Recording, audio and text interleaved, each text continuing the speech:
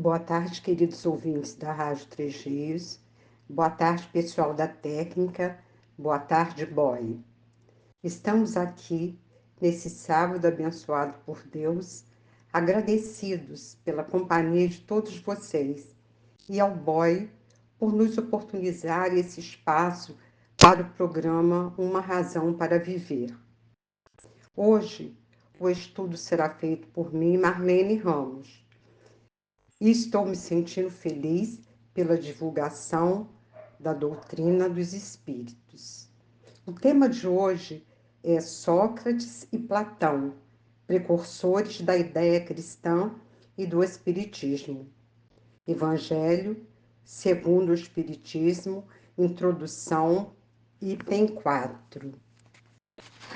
O que são precursores da ideia cristã e do espiritismo?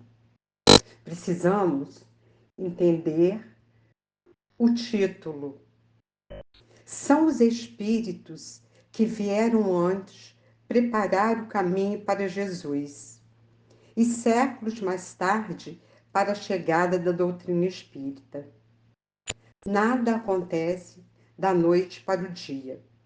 É necessário que as ideias para o seu amadurecimento surjam devagar, através de espíritos enviados por Jesus, preparando o povo da terra, muito ignorante, para a chegada do Mestre. Sócrates e Platão começaram a agir de modo que as pessoas entendessem que o amor é a linguagem da vida. Tem uma frase muito interessante. Abre as portas do espírito à luz do amor, para que o amor te auxilie a entender a linguagem da vida. Então, o amor é a linguagem da vida. Precisamos de fazer despertar em nós o amor para que a sociedade terrestre possa progredir cada vez mais. A Grécia foi o berço de muitos filósofos, muitos pensadores, e que marcaram época. No livro A Caminho da Luz, psicografado por Chico Xavier pelo Espírito Emmanuel, nos fala do momento para a missão de Sócrates e Platão. As criaturas humanas se encontravam em condições de absorver os seus ensinamentos, antecedendo a vinda de Jesus, séculos mais tarde.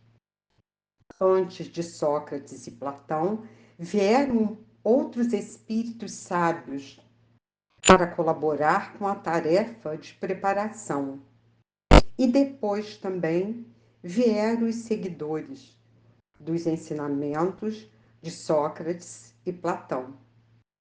Sócrates não deixou nada escrito, mas Platão escreveu todas as ideias de Sócrates, marcando uma época.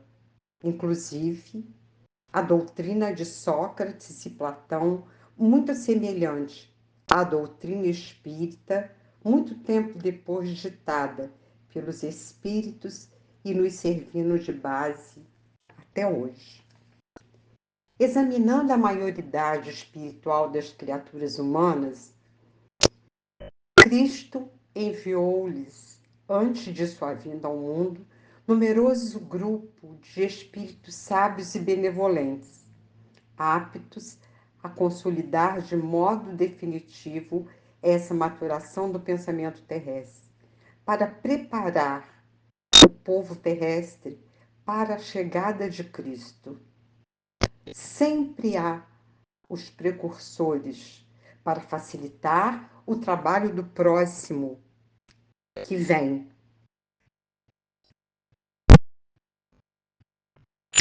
As cidades populosas do globo enchem-se então de homens cultos e generosos, de filósofos, de artistas, que renovam para melhor todas as tendências da humanidade.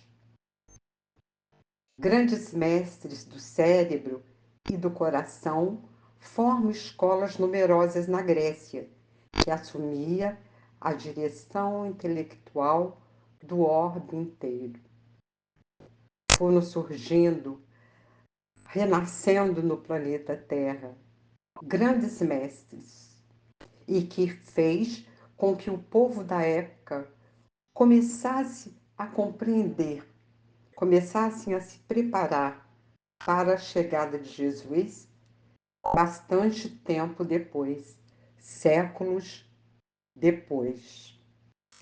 A maioria desses pensadores que foram surgindo eram os enviados do Cristo às coletividades terrestres. E eles trazem do círculo retraído e isolado dos templos os ensinamentos dos grandes iniciados para as praças públicas, pregando a verdade às multidões. Eles que antes participavam isolados nos templos dos estudos, eles eram chamados dos grandes iniciados, eles começaram a trazer esses assuntos para as praças públicas, pregando às multidões que se reuniam para escutá-los. Isso que aconteceu com Sócrates. Ele reunia os jovens, principalmente, nas praças públicas, para passar os seus ensinamentos e, com isso, preparar esses jovens para o futuro. Assim como a organização do homem físico exigir as mais amplas experiências da natureza antes de se fixarem os seus caracteres biológicos definitivos, a lição de Jesus, que representa o roteiro seguro para a edificação do homem espiritual, deveria também ser precedida pelas experiências mais vastas no campo social. E isso aconteceu. Surgiram muitos espíritos, sábios e benevolentes, para preparar o povo para a chegada do Mestre, facilitando com isso os ensinos que Jesus veio para passar, para nos ensinar. E desta forma foram surgindo muitos filósofos, muitos pensadores para a preparação desse povo para a chegada do Mestre Jesus séculos mais tarde. É por essa razão que observamos nos 5 séculos anteriores à vinda do Cordeiro, ou seja, a vinda de Jesus, uma aglomeração de inúmeras escolas políticas, religiosas e filosóficas, dos mais diversos matizes, em todos os ambientes do mundo. Em todos os lugares foram surgindo esses espíritos, foram nascendo esses espíritos para fazer com que as escolas políticas, religiosas e filosóficas se infiltrassem em várias partes do mundo, ensinando, preparando o povo, como já foi dito, já dissemos antes, preparando para a chegada de Jesus, o nosso Mestre. Muitas teorias científicas que provocam o sensacionalismo dos vossos dias, como inovações ultramodernas, foram conhecidas da Grécia, em cujos mestres têm os legítimos fundamentos. Tudo começou na Grécia. Os grandes mestres foram nascendo na Grécia, em Atenas, para preparar o povo para o que estava por vir. Lá começou o verdadeiro regime de consulta à vontade do povo, na Grécia, que decidia em assembleias numerosas todos os problemas da cidade venerável. E é fácil reconhecer aí o início das democracias modernas, que agora se organizam nas transições dos séculos para a repressão de todas as doutrinas nefastas da força e da violência. Quer dizer que a Grécia foi o berço dos sábios, dos espíritos benevolentes que renasceram para preparar o povo para o advento que viria séculos depois.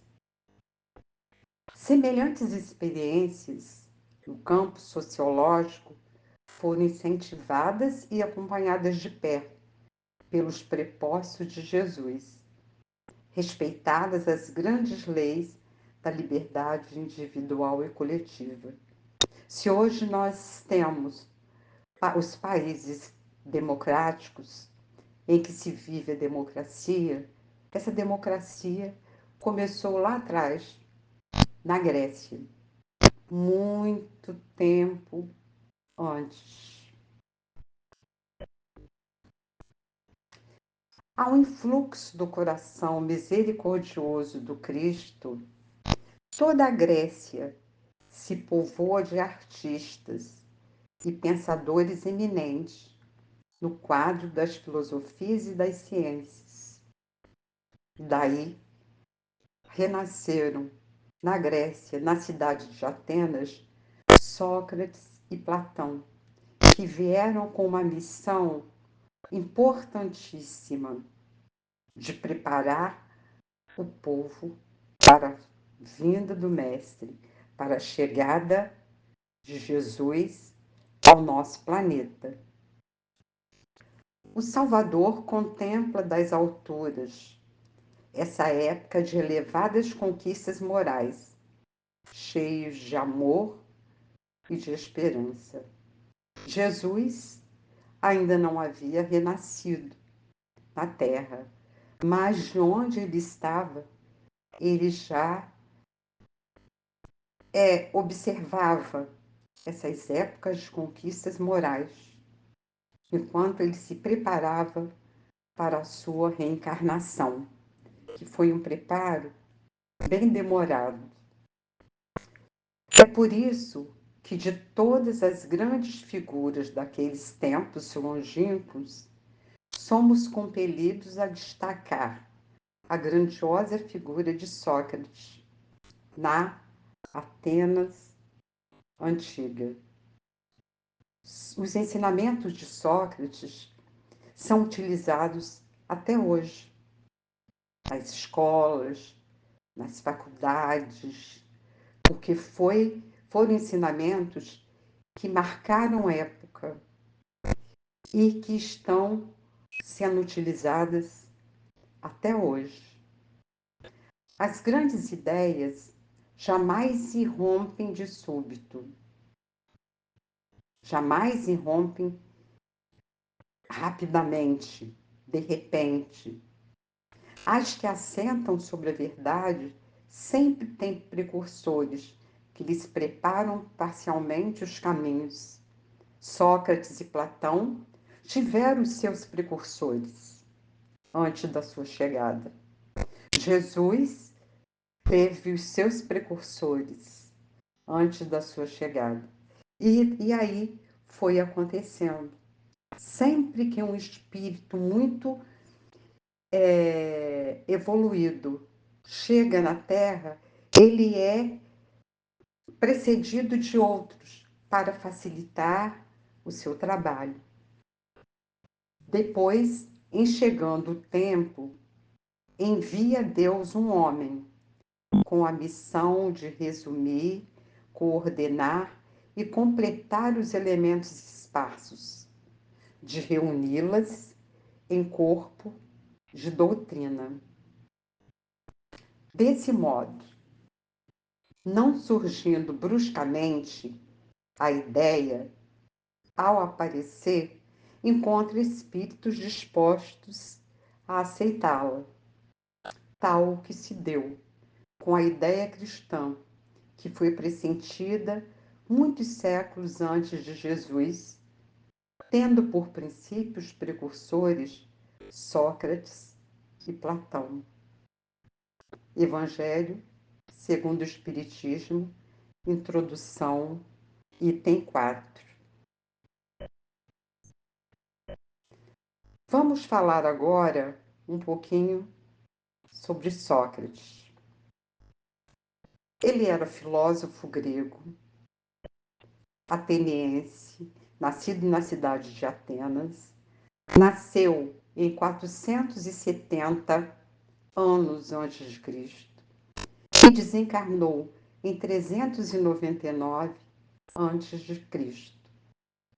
Filho de uma parteira chamada Fenarete e de um escultor chamado Sofronisco. Foi casado com Xantipa. Teve 3 filhos. Sócrates conhecia o pensamento anterior e contemporâneo dos filósofos gregos e interessava-se pela conversa em locais públicos. Fazia muitas andanças, conversando nas praças e mercados. Participou do movimento de renovação da cultura e foi um educador popular. Ele foi preparando o povo, principalmente os jovens, a mocidade daquela época, para o que viria mais tarde. Ele se tornou um educador popular.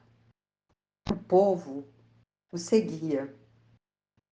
O povo estava desejoso de aprender. E ele conseguia retirar dessas pessoas, desses jovens, o que esses jovens tinham de melhor. Toda a sua inteligência para compreender o que ele falava, os assuntos, os pensamentos que ele estava levando para os jovens, o povo dessa época. Daí ele ser um educador popular. Como Sócrates fazia? Ele usava as suas conversas com os cidadãos um método chamado maiêutica. Nas suas conversas com os cidadãos, ele usava um método chamado maiêutica, que consiste em forçar o interlocutor a desenvolver seu pensamento sobre uma questão que ele pensa conhecer e pô-lo em contradição. Ele insistia, ele queria colocar a pessoa em contradição com o seu conhecimento, com o que eles traziam, até que fosse colocado para fora a verdade daqueles pensamentos necessários para fazer com que os jovens, com que o povo colocassem realmente para fora o que eles compreendiam. Só sei que nada sei. Essa é uma frase famosa de Sócrates.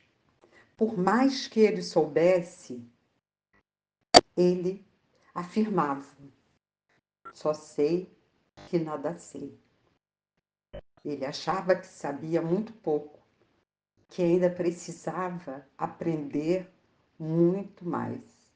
E é assim que deve acontecer conosco. Nós devemos achar que sempre sabemos pouco e que precisamos aprender cada vez mais para alcançarmos a evolução, para um dia alcançarmos a posição de espíritos perfeitos. O verdadeiro filósofo sabe que sabe muito pouco e ele se denominava assim, autodenominava assim. Sócrates se autodenominava assim, porque ele dizia: só sei que nada sei.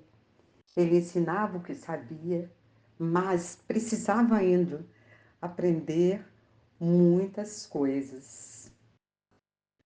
Para Sócrates, a sabedoria dependia do conhecimento e do controle dos seus próprios limites, o reconhecimento de sua própria ignorância. É assim que ele agia. Ele reconhecia ainda que havia muitas coisas para ele aprender. Por mais que ele soubesse, por mais que ele ensinasse, ele se sentia ainda limitado. Precisava aprender muito mais para poder ensinar aos seus discípulos, aos seus seguidores. Defendia que existem valores e virtudes permanentes. Todos nós possuímos valores e virtudes permanentes e que precisavam ser conhecidos para serem seguidos em defesa do bem de todos. O objetivo não é só o nosso bem. O objetivo da vida é o bem de todos. Defender valores, conquistar virtudes. E essas virtudes serviriam em defesa do nosso bem próprio e do bem de todos. Senão, não valeria a pena. Se nós ficássemos no egoísmo, só pensando em nós. Precisamos pensar em nós e precisamos pensar no bem do outro, no bem do nosso semelhante. Sócrates é o grande filósofo do autoconhecimento.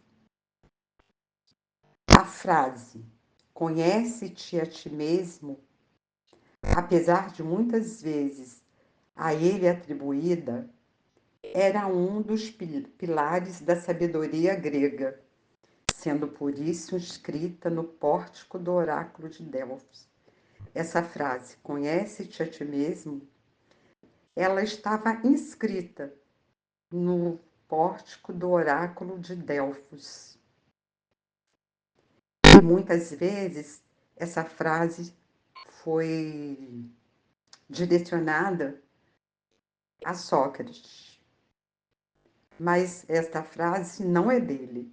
Ele utilizava essa frase para ensinar as pessoas, para ensinar aqueles que o seguiam.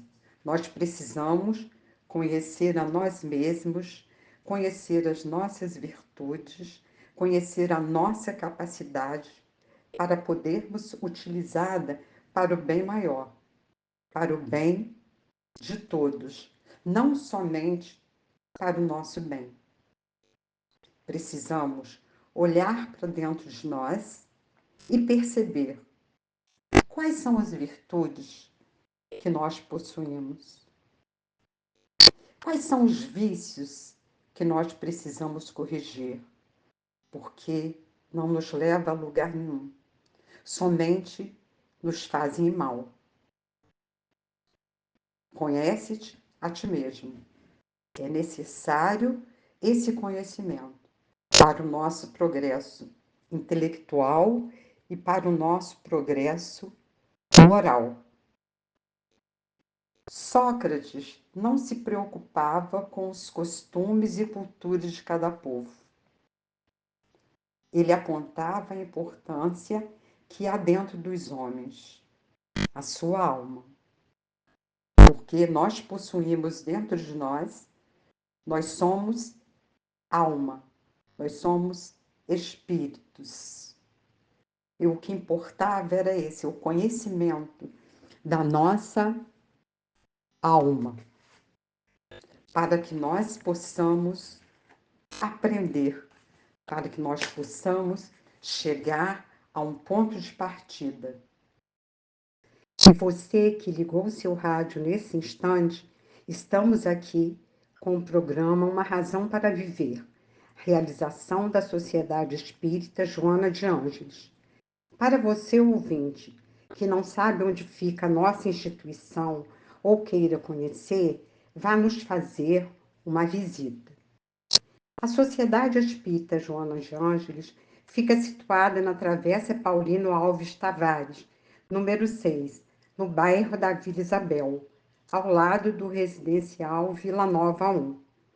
Nossas reuniões públicas são às segundas, quartas e quintas-feiras, com acolhimento às 19h30. Ficaremos felizes com sua visita. Nossa instituição possui evangelização aos domingos, às 9h30. Fazemos diversos trabalhos assistenciais, como entrega de enxoval de bebê às gestantes, cestas básicas às famílias cadastradas e evangelizadas, bolsas de Natal, e você poderá adotar uma criança para a bolsa, para os passeios. Poderá ajudar com o item dos almoços que servimos aos domingos, quase 100 refeições. Poderá também doar roupas para o nosso bazar. Enfim, há muitos meios para colaborar, caso deseje. Só entrar em contato conosco pelo telefone 24 98843 7822, pelo telefone 24 98843 7822. E vamos dar continuidade ao nosso estudo da tarde, que é Sócrates e Platão, precursores da ideia cristã e do espiritismo. No finalzinho do outro bloco, nós falamos que Sócrates não se preocupava com os costumes e a cultura de cada povo. Ele se preocupava, ele dava importância ao que há dentro dos homens. O que há dentro de cada um? A alma. Nós somos alma, espíritos criados por Deus, encarnados. E o nosso corpo físico é apenas uma roupagem para que a gente possa passar pelas existências. Cada existência, uma roupa diferenciada. Continuando. Aos 70 e tantos anos, Sócrates foi condenado à morte, embora inocente. Acusado de corromper a mocidade com seus ensinamentos, que falavam da unidade de Deus, da imortalidade da alma e da vida futura, ele foi julgado e condenado à morte. O homem é chegado a um ponto em que a luz emerge por si mesma. Ele se acha maduro para encará-la, tanto pior para os outros que não ousam abrir os olhos. Sócrates veio para ensinar, fazer com que os homens adquirissem uma visão diferenciada e verdadeira dos fatos. Tinha-se a impressão que os homens daquela época estavam prontos para o aprendizado, mas não estavam. Condenaram Sócrates à morte. O mesmo fizeram com Jesus. Os povos daquela época não compreenderam, pois estavam arraigados à antiga lei, olho por olho e dente por dente.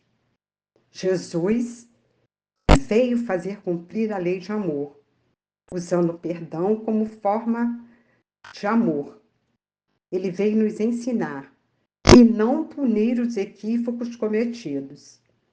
Ele nos adiantou que um dia o Consolador prometido estaria entre nós. Nada mais, nada menos que a doutrina dos Espíritos. E quando foi em 1857, foi lançado o primeiro livro dos Espíritos, que é toda a codificação de Allan Kardec. Toda a codificação de Allan Kardec é o Consolador Prometido. Continuando a falar de Sócrates. Enquanto Sócrates aguardava no cárcere o dia da execução, seus amigos e discípulos moviam céus e terra para o preservar da morte. O filósofo, porém, não moveu um dedo para esse fim. Com perfeita tranquilidade e paz de espírito, aguardou o dia em que ia beber o veneno mortífero. A filosofia de Sócrates mostra que Kardec tinha absoluta razão quando o enquadrou na condição de precursor da ideia cristã e do espiritismo. Kardec diz que a base da doutrina espírita não é a manifestação mediúnica. Ele coloca que a base, a força da doutrina espírita, é justamente a força da sua filosofia. A força do seu apelo é a razão e faz com que cada pessoa, através dessa filosofia, encontre a Deus. Foi por haver processado esses princípios que Sócrates se viu ridicularizado. Depois, acusado de impiedade e condenado a beber cicuta. Tão certo é que, levantando contra si os interesses e os preconceitos que elas ferem, as grandes verdades novas não se podem firmar sem luta e sem fazer mártires. Agora nós vamos falar um pouco sobre Platão. Platão foi um filósofo grego nascido na cidade de Atenas. Nasceu entre 427 anos antes de Cristo e 428 anos antes de Cristo. Desencarnou em 347 anos antes de Cristo. E era princípio de Sócrates. Assim como Jesus, Sócrates não deixou nada escrito. Platão, seu discípulo, foi quem documentou todo o seu pensamento. Todo o seu pensamento de um Deus único, da imortalidade da alma e da vida futura. Mostrou sua semelhança ao buscar o conhecimento verdadeiro, como caminho para a solução da vida humana. Mas também Platão acredita que para esse autoconhecimento era preciso um trabalho árduo dos homens.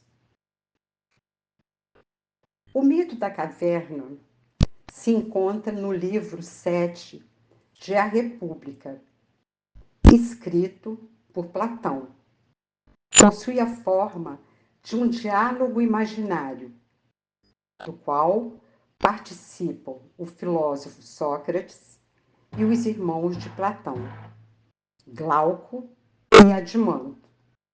No livro 7, Sócrates conta a Glauco o famoso mito da caverna, como retrato da ignorância humana.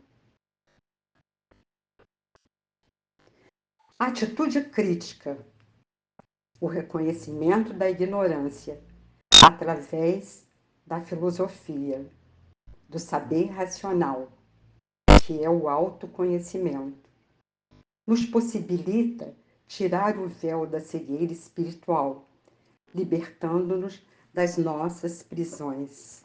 O que nos aprisiona é a nossa ignorância sobre os fatos. Para nós, aquilo que nós não sabemos se torna realidade, se torna verdadeiro. Mas não é. nós precisamos permitir que o autoconhecimento, através da razão, possa nos tirar da cegueira espiritual e nos libertar, assim, da prisão entre o que como nós nos encontramos. A ignorância nos aprisiona, o conhecimento nos liberta. Então precisamos conhecer. Hoje em dia é muito fácil de se conhecer o que chamamos de a verdade. Existem várias religiões que ensinam a verdade, a busca pela espiritualidade, a busca pelo autoconhecimento, a busca para deixarmos a ignorância para trás e ocuparmos a nossa alma, o nosso espírito, com os conhecimentos baseados na razão. Foi assim que Sócrates veio nos ensinar. Agora eu vou ler um texto escrito por Mary Alvarenga, intitulado As Três Peneiras de Sócrates. Um homem foi ao encontro de Sócrates, levando ao filósofo uma informação que julgava de seu interesse. Quero contar-te uma coisa a respeito de um amigo teu, falou para Sócrates. Espere um momento, disse Sócrates. Antes de contar-me, quero saber se fizeste passar essa informação pelas três peneiras. Três peneiras? O que queres dizer? Vamos peneirar aquilo que quer me dizer. Devemos usar as três peneiras. Se não as conheces, presta bastante atenção. A primeira é a peneira da verdade. Tens certeza de que isso que queres dizer-me é verdade? Bem, foi o que ouvi outros contarem.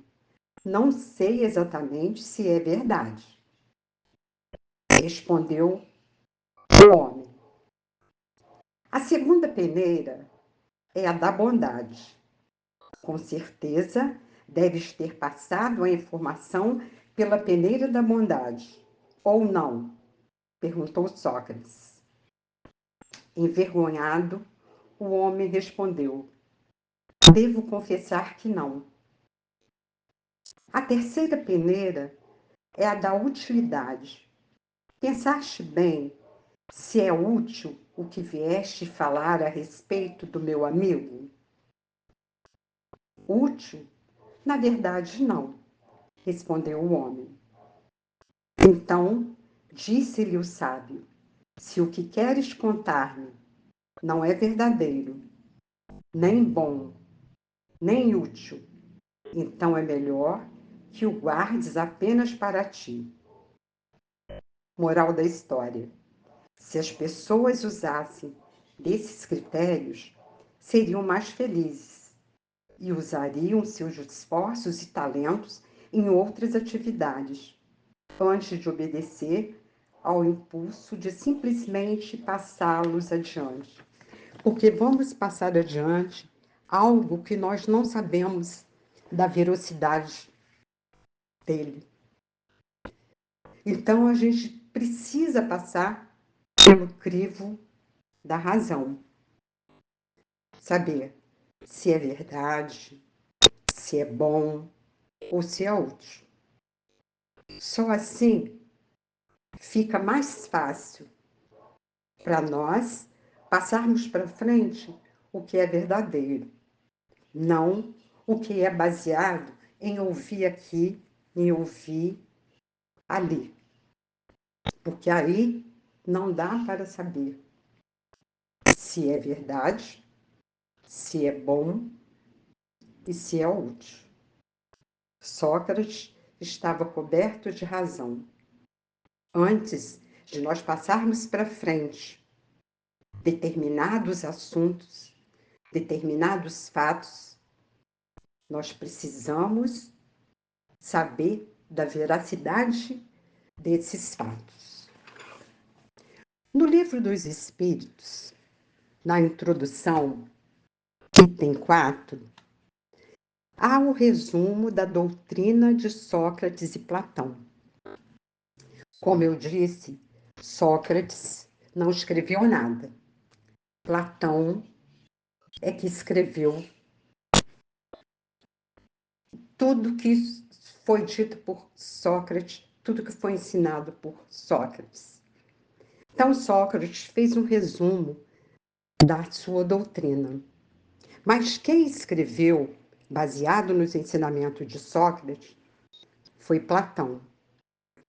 E esse resumo da doutrina é muito semelhante, é muito parecido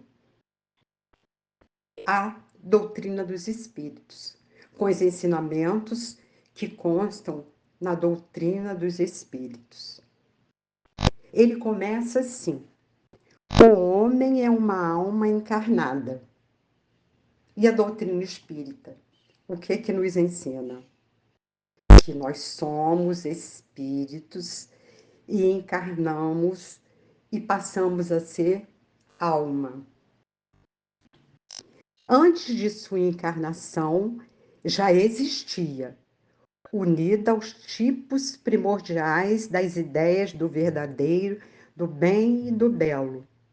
Separa-se delas encarnando e recordando seu passado. É mais ou menos atormentado pelo desejo de voltar a ele. Então, é o primeiro item da doutrina de Sócrates e Platão. O homem é uma alma encarnada. E antes da nossa reencarnação, nós já existíamos no mundo espiritual. Fomos criados espíritos. E quando estamos reencarnados, recebemos um corpo. O segundo item. A alma se transvia e perturba quando se serve do corpo para considerar qualquer objeto. Tem vertigem como se estivesse ébria, porque se prende a coisas que estão por sua natureza sujeitas à mudança, ao passo que, quando contempla sua própria essência, dirige-se para o que é puro, eterno, imortal, e sendo ela dessa natureza, permanece aí ligada por tanto tempo quanto possa. Cessam, então, os seus transviamentos, pelo que está unida ao que é imutável. E a esse estado da alma é que se chama sabedoria. Nós estamos encarnados para progredir, para evoluir, para aprender, para buscar as virtudes, para deixarmos para trás os vícios. Então, a nossa busca é pela perfeição. Somos espíritos com muitos erros, com muitos vícios, cometidos em várias existências anteriores e mesmo na atual existência, mas nós precisamos corrigir os equívocos, corrigir os erros e procurar ter uma vida diferente. O item 3 da doutrina de Sócrates. Enquanto tivermos o nosso corpo e a alma se achar mergulhada nessa corrupção, nunca possuiremos o objeto dos nossos desejos. A verdade. Com efeito, o corpo nos suscita 1000 obstáculos pela necessidade em que nos achamos de cuidar dele. Quando nesse item ele diz que enquanto tivermos nosso corpo mergulhado na corrupção, nós não alcançaremos a perfeição. Nós não alcançaremos o que nós precisamos buscar. O que é essa corrupção? São os nossos equívocos cometidos, são os nossos erros cometidos, é a nossa falta de evolução, quando nós ficamos parados no tempo, paralisados, devido aos nossos vícios, que nos prejudicam, nos atrapalham. Nós só iremos progredir quando o bem fizer parte integrante de nós. Fazermos sempre o bem, sempre que possível, ajudar, colaborar conosco mesmo e com o nosso semelhante. Tem que ser assim, porque só assim alcançaremos um dia a perfeição. O quarto item. A alma impura, nesse estado, se encontra oprimida e se vê de novo arrastada para o mundo visível pelo rodo que é invisível e imaterial. Erra, enfim, diz-se em torno dos monumentos e dos túmulos, junto aos quais já se tem visto tenebrosos fantasmas. Quais devem ser as imagens das almas que deixaram o corpo sem estarem ainda inteiramente puras? É o nosso sofrimento. Nós estamos encarnados. Se nós fizermos o mal, em vez de fazermos o bem, colocarmos o mal como meta em nossa existência, ao desencarnarmos, vamos para o mundo espiritual, mas para uma região de sofrimento. Porque precisamos nos purificar, precisamos aprender para alcançarmos as colônias que nos aceitam devido ao bem que nós fizemos. Isso que é muito importante, né? Devido ao bem que nós fizemos. Por que nós encarnamos? Nós encarnamos e reencarnamos devido à nossa melhoria espiritual. Precisamos nos melhorar, deixar os equívocos, os vícios para trás e aprendermos a fazer o bem, a praticar o bem em relação a nós mesmos e em relação aos nossos semelhantes, em relação à nossa família, aos nossos amigos, aos nossos vizinhos, em relação às pessoas as quais nem conhecemos, mas se em determinado momento precisar de nós, nós estamos ali para socorrer. A doutrina de Sócrates e Platão, ela é muito longa, mas ela é muito semelhante à doutrina dos espíritos, ao que aprendemos com a doutrina dos espíritos. E Sócrates e Platão vieram bem antes de Cristo para preparar o terreno, preparar o povo daquela época com os ensinamentos que mais tarde Cristo viria passar. Cristo, quando aqui veio fazer cumprir a lei, mas com amor, sem castigo, sem punição. E assim, nós seguimos na nossa caminhada.